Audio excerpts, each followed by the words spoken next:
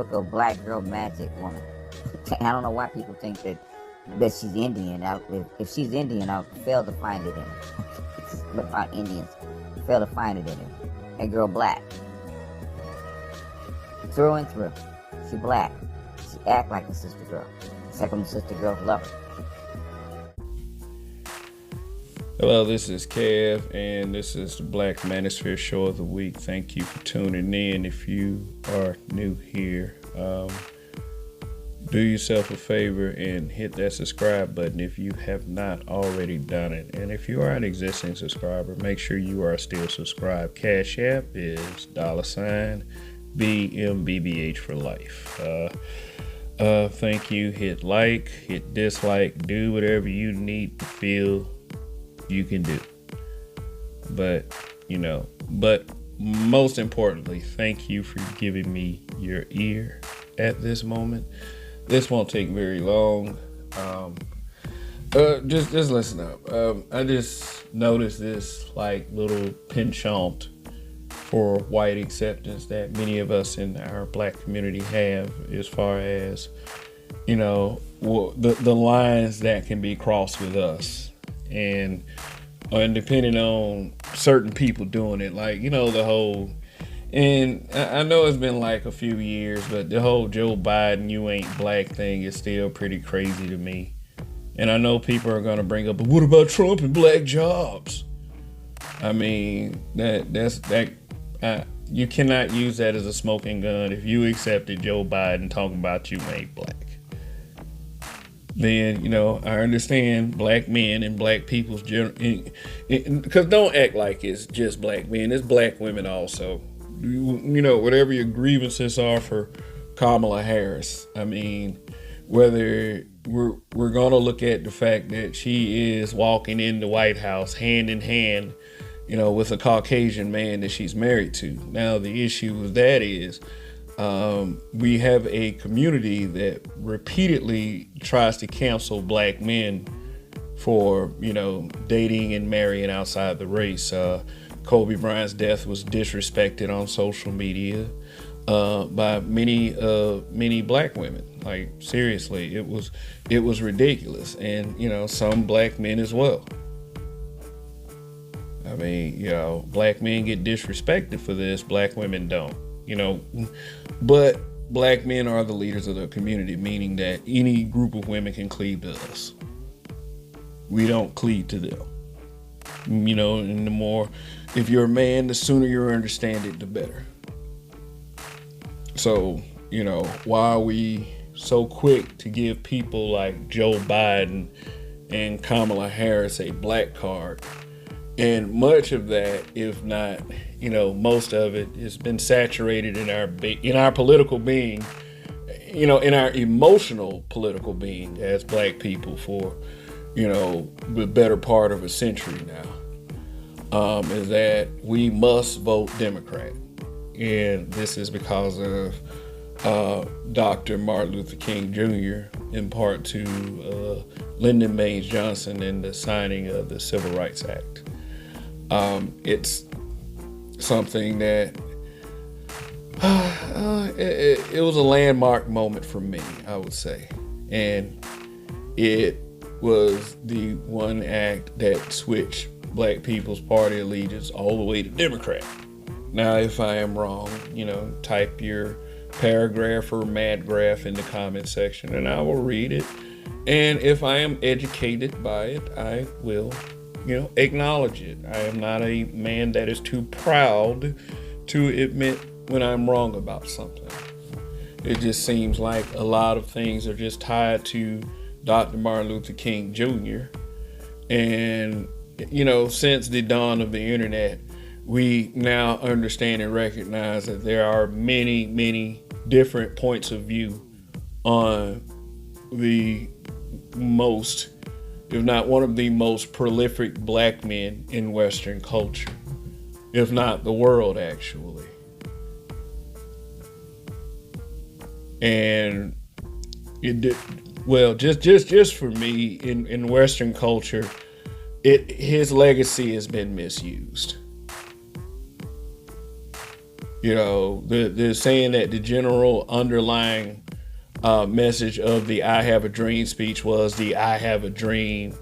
You know, that's not based, you know, let's not base how we feel about people on the color of their skin, but the content of their character.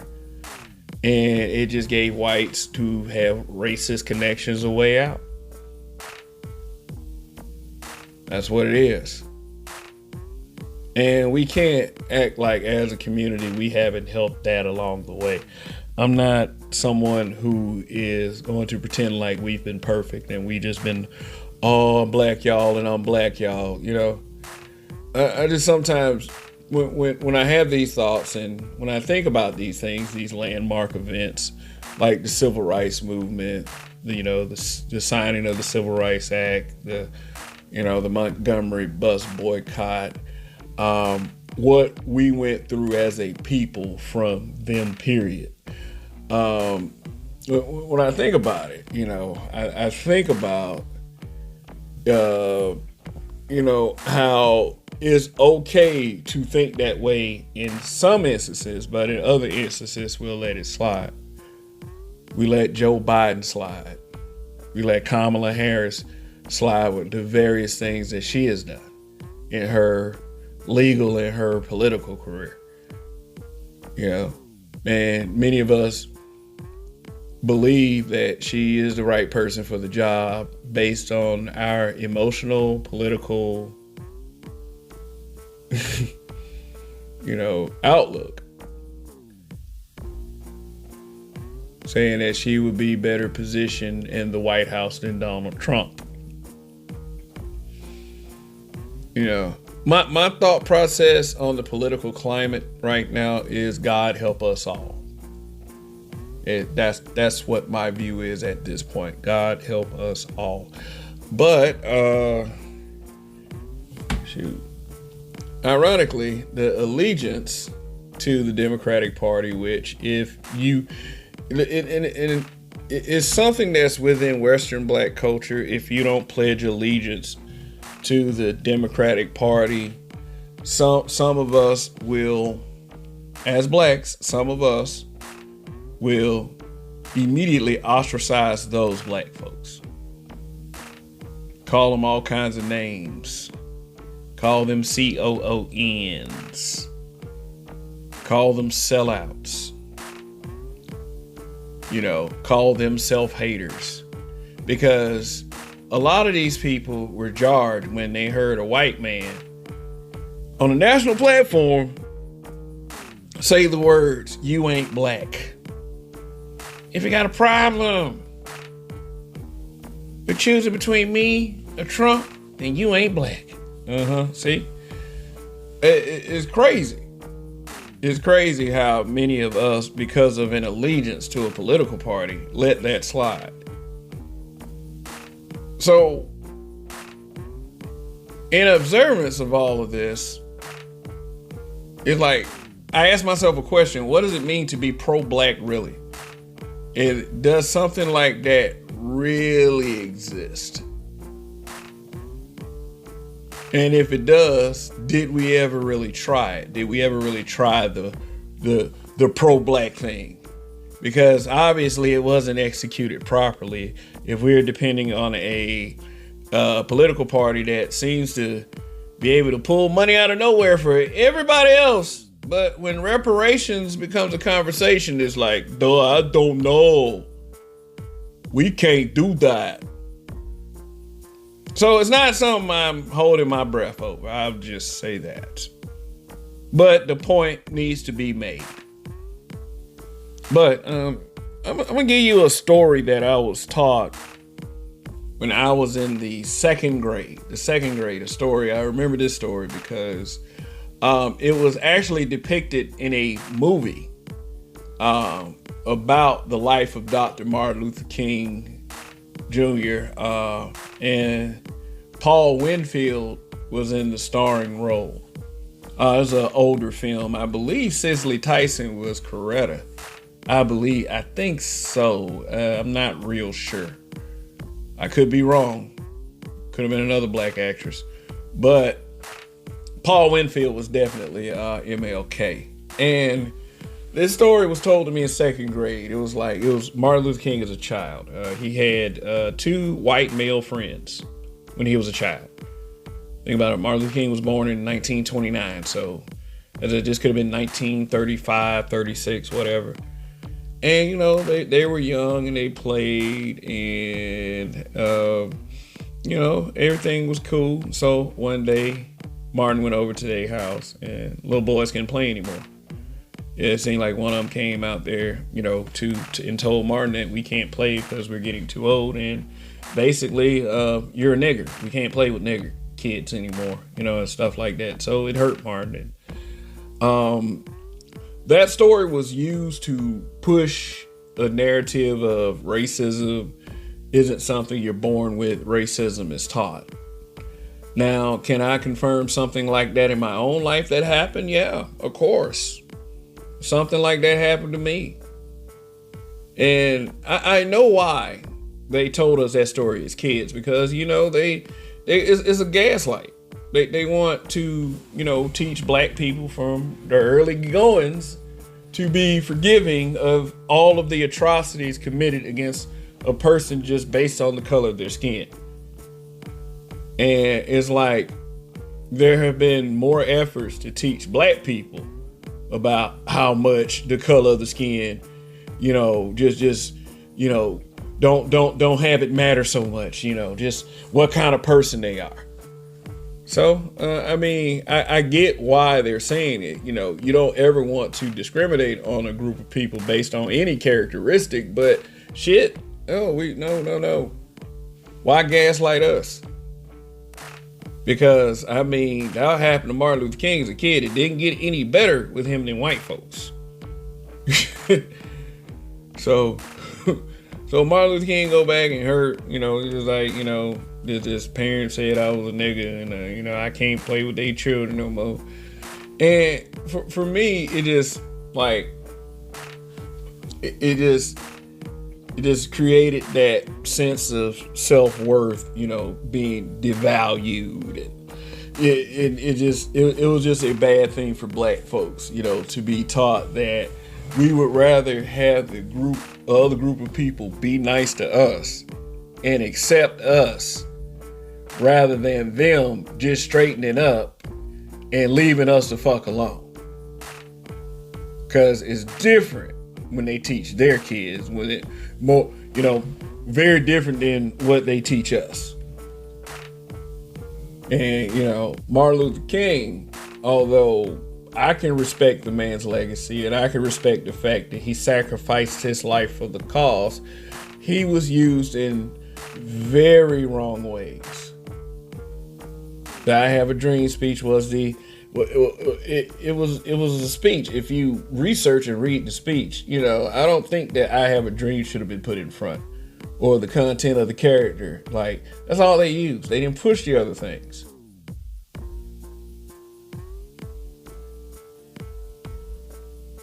You signed the Civil Rights Act with Lyndon Baines Johnson, a racist white man that was a little tamer as far as his racism, because, you know, he didn't go all the way with it. But, you know, a little racism is still racism. But yet smart enough to try to sign a Civil Rights Act just for the political benefit of the Democratic Party and a country that was slowly turning to unrest because there were some people that were waking up. And when I say people, black folks. Shoot, this was a murderous thing that they were doing. And if we could cultivate favor by signing an act saying that, hey, you know, leave these people alone, then we'll have their political favor and nothing else. So it's been like that since then, you know.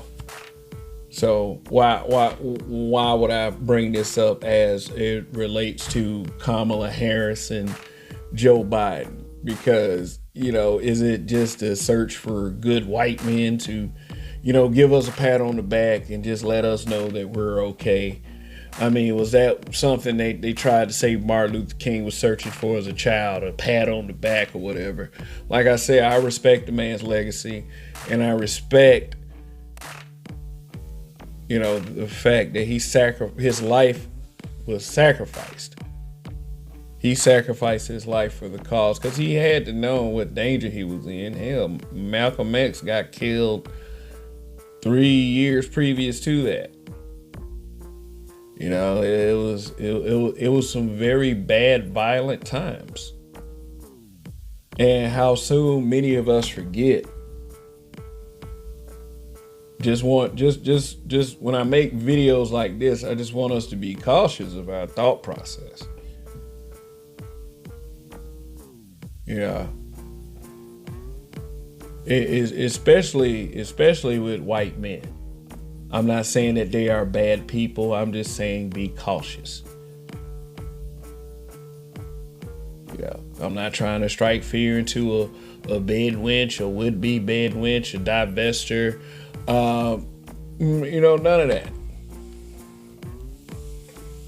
But when I say this to the black man, I say this: don't let them use this or weaponize this like they built something, because MLK signed a Civil Rights Act, which pretty much guarantees that we'll be peacefully at the back of the bus.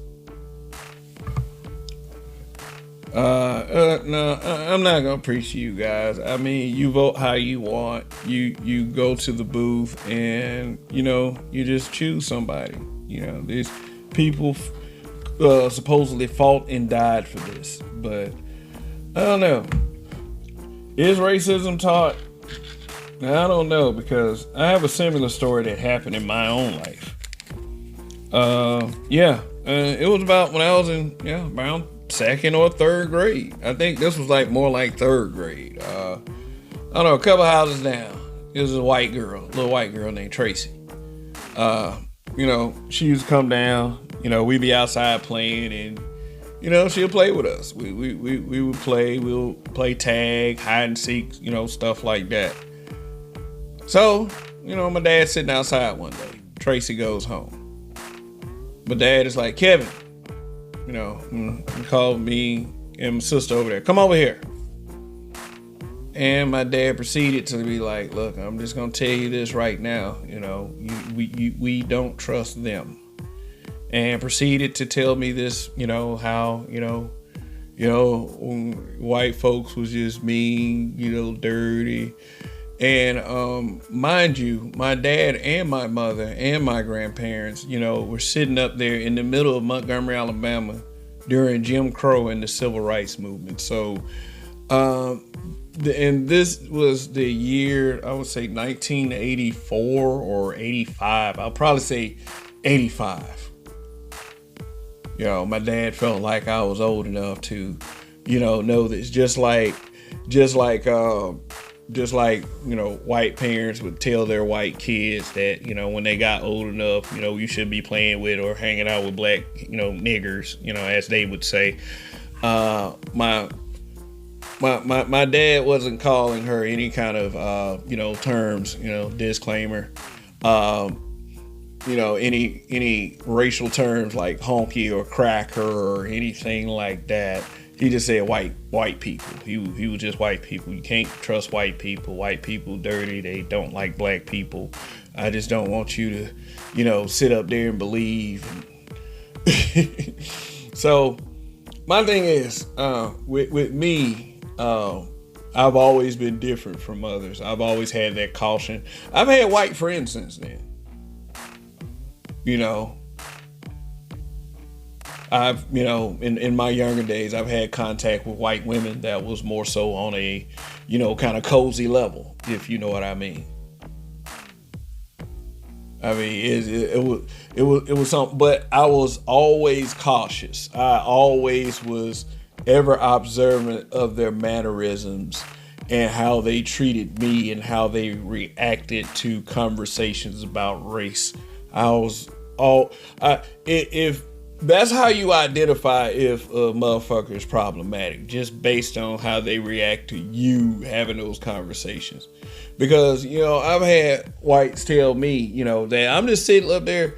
I'm like, look, I heard homie use the N-word, knock his fucking ass out. Then they would be like, well, that word doesn't have any much impact anymore. I'm like, then I'd be like, well, what the fuck are you talking about? I'm just not gonna hang out with you motherfuckers no more. And that'd be the end of it.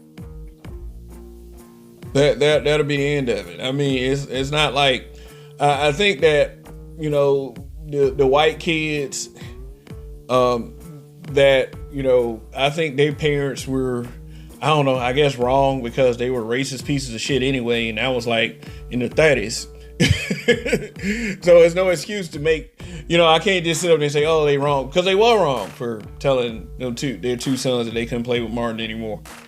I mean, but was it more so a right move, that the white parents made? Maybe Martin's parents should have been on the same shit. No, fuck that. You play with the black kids.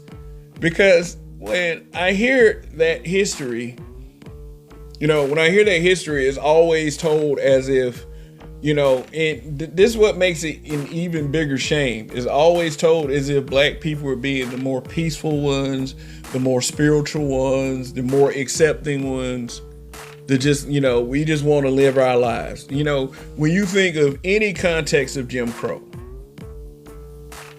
you don't hear there were mobs of black people burning down homes and shit like that. You don't hear about that. Unless you start talking about the LA riots, which was in like the late 60s, early, stuff like that. You don't hear of us being like this whole violent ass aggressive people, not like the propaganda of the first Birth of a Nation film, not the Nate Parker one, because people are stupid and how we get sometimes. And they have always been like the violent, aggressive ones, murderous ones. You hear very, disturbing, disgusting stories about, how they used to be very violent toward us. And now we get to 2024 and we're just letting everybody, who have big ass question marks over their heads, have these black cards. They're black, Obama black, Kamala Harris is black, Joe Biden saying, if you can't decide between me and the other guy, you ain't black. It's so diluted. It's so watered down to the point where what is pro-blackness in 2024? Is pro-blackness the ultimate reality that you have to accept what is white? Think about it. We got a so-called black woman that is a very strong presidential candidate based on 2024 standards, that has a white husband, a historically violent people. But we're okay with that because the other guy is a white guy himself, and they've tried, like the media is like, he's a racist, he just wants to Project 2025 and all this other stuff. So that's why I say the God help us all thing. Which one would you rather have at this point as a people? Is there some kind of point? Are you going to sit up there and continue to divide yourselves from other blacks who, and I'm talking to these staunch Democrats. You're going to continue to divide yourself from other blacks that don't vote your way and don't think your way, and you're going to continue to insult them and call them idiots, all because this guy on the screen, two white friends said that they ain't want to play with them no more. What is pro-black really? I don't know. Why didn't MLK's parents say, hey, watch them little white boys right there, they're evil, and they've done stuff to our people? Why aren't our people doing more of that? I'm not saying divide. I'm not saying, discriminate, because, according to people, we had a president in, from 2016 to 2020 that did nothing but divide the nation. And, people was crying on TV and shit like Van Jones. And this shit's ridiculous, man. Yeah, we shouldn't be so frivolous with those black cards. But it is what it is at this point. I just want y'all to, understand that, your mental well-being is at stake, because it's about to get real fucking hairy out here, because there were certain things that were set in motion a while back that led us to the point we are now. So just wanted to put that word in your ear. Also, just for those of you who are, fans, of Dr. Martin Luther King Jr., believe me, I did not, mean for this to be an attack on his character or any way, shape, or form. It's just that with such a prolific black man to be used the way he was, I just don't want any of us to be used as well. And that is what it seems. It seems that most of us would actually allow ourselves to be used. So, I mean, it's just a sad thing to see. And I know that we are people that are smarter than that. We are people that are allowed to think for ourselves and to speak freely, as long as you stay within the community and guidelines and rules or whatever platform you're doing it on. You should be okay. So that's all we want to do here. And I just want to just want to do this little rant just to let you know that sometimes things exist because certain things happen and because of the certain things that we were taught. To say that my dad was wrong in teaching me that as a young kid, I would say no. I would think that he was, trying for me to be more careful with people based on his very real experiences growing up black in Montgomery, Alabama. But was, Bill and Jim now the story was told to me, the kids were named Bill and Jim. In the Paul Winfield movie, the kids were named Zach and Tommy. So were Zach and Tommy's parents or father wrong in telling them that they couldn't play with the little nigger, little Martin anymore? And I'm not calling them a nigga. That's what they was calling us. That's what Caucasian people were calling black people back in the day, niggers. So I'm willing to bet any amount of money that definitely came out of their parents' mouth, and pretty soon came out their mouths too. Hell, they probably were calling him a nigga while they was playing.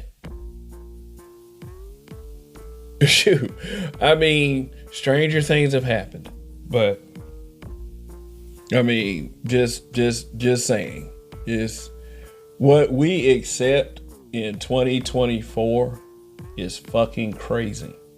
It is. Yeah, and I mean, I'm one of the people that can safely say that I don't accept this crazy shit. I don't accept it, and if you are a person that doesn't accept it, I can give you a high five or a fist bump or something. But it's just, you for the standards of blackness that you guys put out there, you will compromise it for a political party. You will compromise it for a lifestyle. And it's just a sad thing to observe. And I just want to let you know that there are people, and there are black men in particular, that are looking at this. So, once again, rest in peace to Dr. Martin Luther King Jr. I'm afraid you were used. I really do. is not something that is an easy thing to is not an easy message to convey, but that's what it is. So God rest your soul. And for those of you listening, please thank you for tuning in. And my beautiful black brothers and sisters, I wish you all the best in your endeavors in your weeks and months and years to come. Just many, many, many, many great fortunes. So, all right, that's it from me. If there was a point to be made, hopefully I made it. To just be cautious out there and be careful with making really big decisions. And that's just for our people. So anyway, long live the habitual line steppers. Till the next time, peace out. Typical black girl magic woman. I don't know why people think that she's Indian. If she's Indian, I'll fail to find it in her. What about Indians? Fail to find it in her. That girl black. Through and through. She black. She act like a sister girl. Second sister girls love her.